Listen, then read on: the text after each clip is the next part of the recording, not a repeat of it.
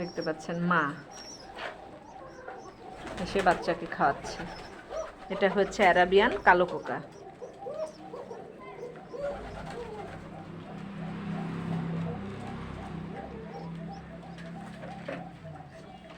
দুইটা বাচ্চা।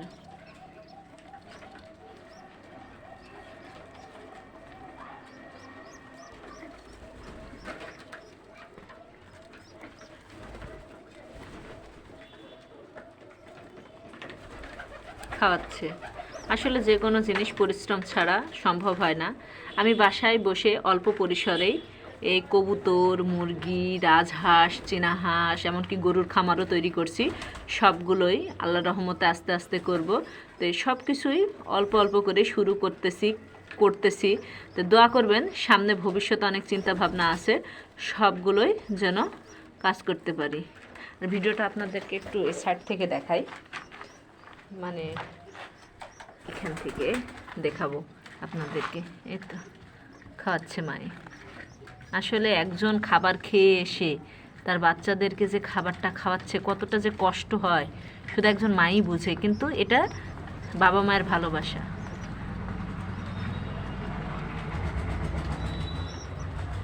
এই ভিডিওগুলো তুলতে হলে অনেক কষ্ট করতে হয়। খাবার দেওয়ার পরে দীর্ঘ সময় অপেক্ষা করতে হয়, তার বাবা মা কখন খাবার খেয়ে তার সন্তানের কাছে আসবে এবং তার সন্তানকে খাবার খাওয়াবে। এই ভিডিওগুলো তৈরি করতে হলে অনেক ধৈর্য সহকারে বসে থাকতে হয়। আসলে যে কোনো কাজের জন্য ধৈর্যর প্রয়োজন। ধৈর্য ছাড়া কোনোদিনও সফলতা অর্জন করা যায় না, আর পরিশ্রম ছাড়াও কখনো সৌভাগ্যের উন্নতি হয় না। সেজন্য আমি এদেরকে খাদ্য পানি দেওয়ার পরে ক্যামেরা হাতে করে, মানে ফোন হাতে করে নিয়ে বসে থাকি ধৈর্য সহকারে খামারে, যে কোন কবুতর তার বাচ্চাকে খাবার খাওয়াচ্ছে, কে বাচ্চাকে যে তাপ দিচ্ছে, কে বাচ্চার কাছে যে ধরেন যত্ন নিচ্ছে।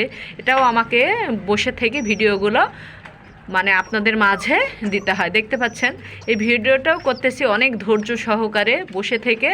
আমি কবুতরের যে খাওয়ানোর ভিডিওটা করলাম বিধায় আপনাদের মাঝে আমি শেয়ার করতে পারবো।